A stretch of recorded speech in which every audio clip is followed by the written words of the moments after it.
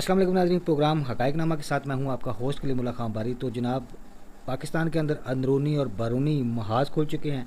और बड़ी तब्दीलियाँ रूनमा हो रही हैं और आड़े हाथों लिया जा रहा है जी बहुत सी सियासी जमातों के हवाले से। इस हवाले से तहरीक इंसाफ में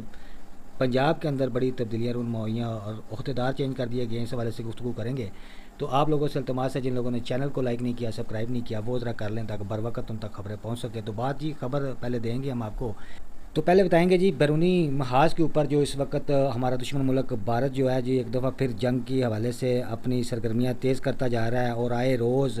LOC के ऊपर जी वो फायरिंग का जो सिलसिला है और धमकियों का जो सिलसिला है वो बदस्तूर जारी है। हालांकि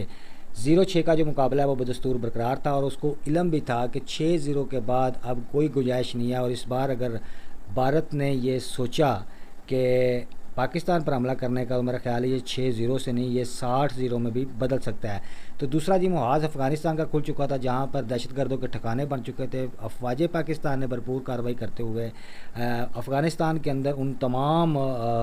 बाकायदा दहशतगर्दों के ठिकानों को निशाना बनाया और जहन्नम वसल किया उन तमाम अफराद को जो पाकिस्तान को मैली आंख से देख रहे थे। मजबूरतन जी सफ़ेद झंडा लहरा दिया गया अफ़गानिस्तान की तरफ से और वहाँ पर ये चुके हैं कि इस वक्त वो कहते हैं जी कि हम जंग करना नहीं चाहते, हमसे टेबल पर बैठ के बात की जाए। ये उस वक्त उनको समझ आई है जब वो उनके घर के अंदर आग लगी है और उनको ये समझ आना चाहिए जब आप किसी के कहने पर किसी के घर को आग लगाएंगे तो आपके घर भी महफूज नहीं रहेंगे। तो जी वेल्डन जी अफवाज पाकिस्तान, जिसने अपनी जानों के नजराने देकर एक बार फिर साबित कर दिया है कि जी पाकिस्तान की तरफ मैली आंख से देखने वाले अफराद को उसी तरह ही कुचला जाएगा जिस तरीके से कुचला जाने का हक बनता है। तो दूसरी बात करेंगे जी पंजाब के अंदर जी एक दो मामला रूनमा हुआ है कि एक तो TLP वाला वाक़या है, उसके बाद उनकी जो वहाँ पर पुलिस की शहादतें जो हुई हैं और वहाँ पर TLP की शहादतें जो हुई हैं, ये मामला एक बन चुका है और ये पंजाब हुकूमत के हलक में मेरा ख्याल है लटकता जा रहा है। इस वक्त जो बिगड़ती हुई सूरत हाल है वो तो यही है कि ये जो सारा वाक़या हुआ है पंजाब के अंदर, दो बड़े वाक़यात हुए जिसमें तीफी भट्ट का एक मर्डर हुआ वो वाक़या और दूसरा TLP वाला वाक़या, ये जी पंजाब हुकूमत के मेरा ख्याल है कि हल्क में लटकता जा रहा है। ये सूरत हाल पंजाब के अंदर जो चल रही थी, बारकैफ जी से कंट्रोल कर लिया गया है और वो रोड खोल दिए गए हैं, वो सारे क्लियर कर दिए गए हैं। TLP की तरफ से जो मजहबी जमात है पाकिस्तान की, अभी तक तो साद रिजवी साहब और उनके भाई मंजर आम तक नहीं आ सके, मगर मजहबी जमात के जो रहनुमा हैं उनकी तरफ से ये कहा जा रहा है कि वहाँ पर सैकड़ों की तादाद में जो शहादतें हुई थी, वो सैकड़ों की तादाद के अंदर शहादतें जो हुई हैं अभी तक हमें लाशें उठाने नहीं दी जा रही, मगर जो हुकूमती जो ज़राए हैं वो ये कह रहे हैं कि वहाँ पर अगर कोई शहादतें हुई हैं तो अभी तक कोई भी केस सामने नहीं आया। हाँ, अलबत्ता उस वक़्त जब वो मुज़ाकराती अमल जारी था तो उस वक़्त मजहबी जमात के कुछ शरपसंद अफराद ने फायरिंग का तबादला ज़रूर किया था और फायरिंग के तबादले के अंदर जब उनको एक दफ़ा रोड क्लियर करवाने के लिए पुलिस ने उठाया तो मामला थोड़े से ख़राब हुए थे, जिसमें अभी तक जामिया कोई ऐसा शहादतों का सिलसिला नज़र नहीं आया कि जो क्लियर कर सके तो वहाँ पर ये क्या हुआ है। कुछ भी हुआ हो, ये बात जो है जी पंजाब गवर्नमेंट के मेरा ख्याल है कि वो हलक में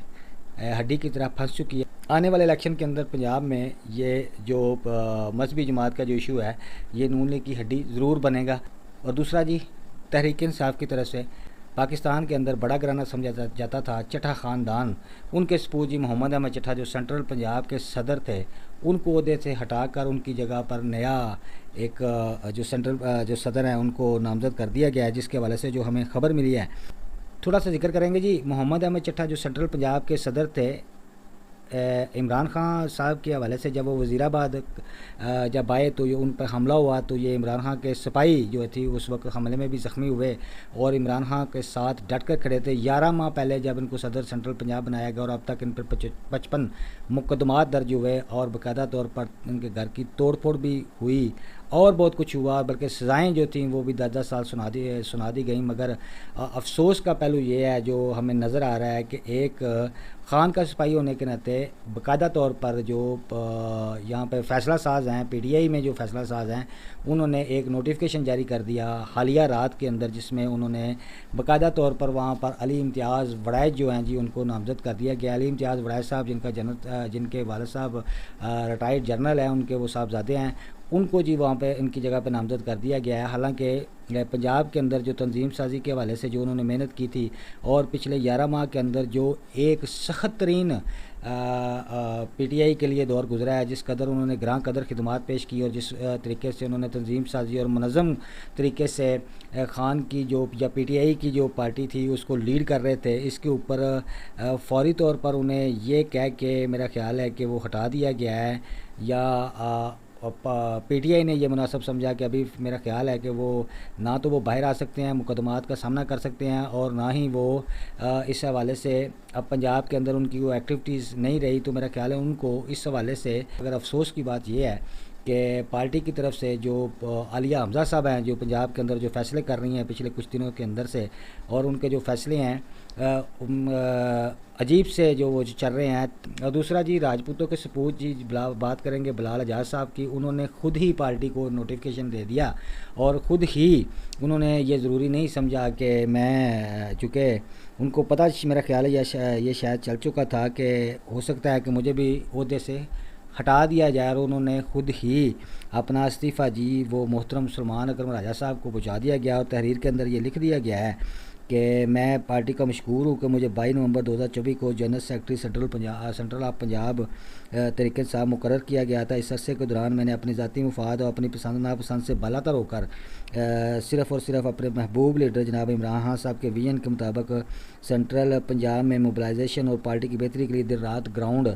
पर काम किया, और अल्हम्दुलिल्लाह रिकॉर्ड मुद्दत में जो तंजीम साजी की गई थी। और उन्होंने बाकायदा तौर पर कहा कि मैं इस वक्त जी जो मुझ पे मुकदमा दर्ज हो चुके हैं या मुझे सज़ाएँ सुनाई जा चुकी हैं, मैं इस हवाले से जी ये एक बाकायदा रिटन तौर पर ये कहना चाहता हूँ कि मैं, चूँकि इस वक्त मुझ पे ये जो प्रेशर था, जो मुकदमात का प्रेशर था, सज़ाओं का प्रेशर था, मैं उस हवाले से फ़ाल नहीं हूँ और मैं काम नहीं कर सकता, तो लिहाजा मेरी जगह पर किसी को भी जो है ना वो तैनात कर दिया जाए। जनरल सेक्रेटरी जो थे जी ये सेंट्रल पंजाब के सदर सेंट्रल पंजाब के, वो जो जब ये बाकायदा तौर पर नोटिफिकेशन हुआ तो राणा बिलाल हजाज साहब जी दिलेर आदमी हैं, अपने इलाके के निडर लीडर हैं, राजपूत ख़ानदान से तल्लक है उनका। तो मेरा ख्याल है राजपूतों को तो शेवा यही देना चाहिए था जी। उन्होंने बड़ा अच्छा ये डिसीजन लिया है कि जब उन्होंने देखा कि एक मेरे करीबी साथी हैं, सदर हैं, वो सेंट्रल पंजाब के घराने से, एक बड़े घराने से उनका तल्लक है, मोहम्मद अहमद चट्टा साहब का, पार्टी की तरफ से इस तरह का कोई भी वो मेरा ख्याल है पहले एक कोई अजलास में फ़ैसला नहीं किया गया। उसके अंदर उन्होंने फौरी तौर पर ये हुक्मनामा दे दिया जी कि सदर सेंट्रल पंजाब साहब को जी बाकायदा तौर पर उनकी जगह पे अली अमीन वड़ैच साहब को लगा दिया जाता है। इस बात की मुखालफत नहीं कर रहे, मगर जिस पार्टी के अंदर इंसान रहा हो, मुकदमात जेलें हों, सज़ाएँ ली हों, उसके बाद ज़ख्मी हुआ हो, उसके बाद घर से दूर रहा हो,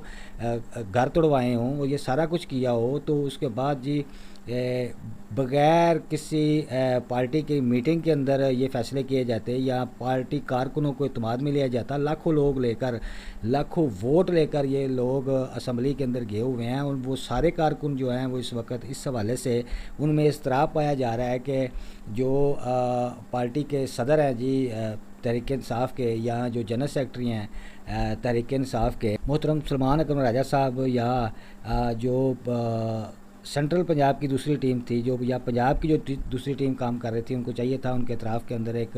बाकायदा तौर पर एक प्रेस कॉन्फ्रेंस की जाती और ये कहा जाता कि इस वक्त हमारे ये जो अहदेदारान हैं ये मुश्किल के घड़ी के अंदर हैं, और इस मुश्किल घड़ी के अंदर जो पार्टी के जो तंजीम मामलात हैं उनको चलाना मुश्किल हो चुका है। इस वजह से इस रीज़न के हवाले से हम अभी जो फ़ैसला किया पार्टी ने, या इमरान खान साहब ने जो फ़ैसला किया है कि अभी हम इनको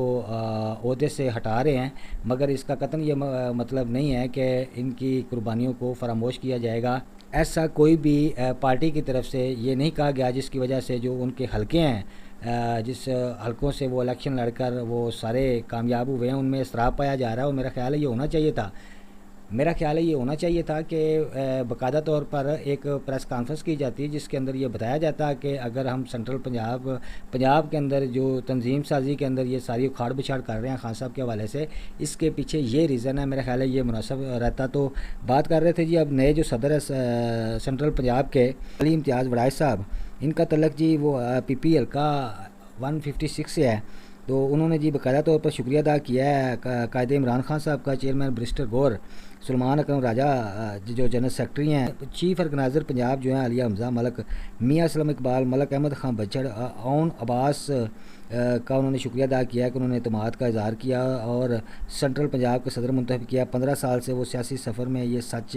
उन्होंने कहा जी कि 15 साल के सियासी सफ़र में ये सच जाना जाता है कि तहरीक इंसाफ की असल ताकत उसके मुखलस वर्कर्स हैं। मेरा मकसद है कि मैं इन वर्कर के हौसले अज़म और जज्बे को मजबूत बनाकर एक मुनज़्ज़म और मौसर तंजीमी तश्कील दूँ। मैं अपने हल्के के 156 की पूरी टीम का शुक्रिया अदा करता हूँ और मैं कोशिश करूँगा कि मुझे जो ज़िम्मेदारियाँ दी गई हैं इसमें बखूबी निभाऊँ। ये उनकी तरफ से जी ये कहा गया है। मगर जो पीटीआई की तरफ से पंजाब के अंदर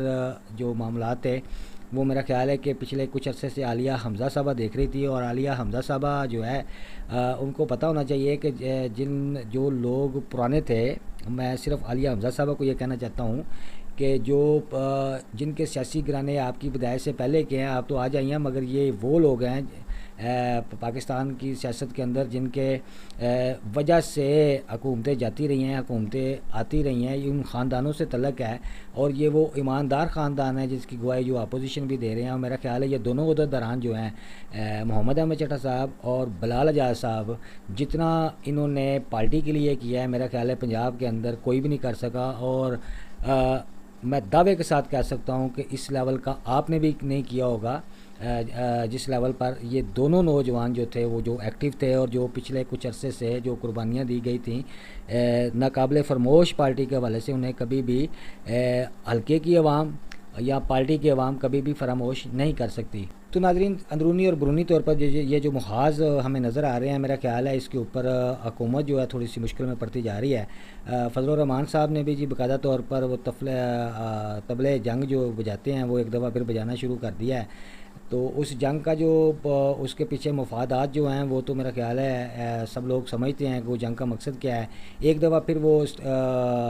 जो पार्लियामेंट है उसको उन्होंने आड़े हाथों लिया है और ये कह रहे हैं को इस्टेब्लिशमेंट की आप गोद में बैठ के ये करते हैं। मगर मेरा ख्याल है कि इस्टेब्लिशमेंट ने जितना आपको नवाजा है मेरा ख्याल उतना अभी तक किसी को भी नहीं नवाजा। कुछ ख्वाहिशात ऐसी रह जाती हैं जिसके ऊपर बंदा पहुंच नहीं सकता। मेरी तमाम पाकिस्तानियों से गुजारिश है कि कुछ भी हो जाए, कुछ भी हालात बदल जाए, हमेशा अपनी फोर्सेस का साथ दीजिए, अपनी फ़ौज का साथ दीजिए। वो हैं तो पाकिस्तान है। खुश रहिए, खुश रखिए। पाकिस्तान पाइंदाबाद, पाक फ़ौज जिंदाबाद।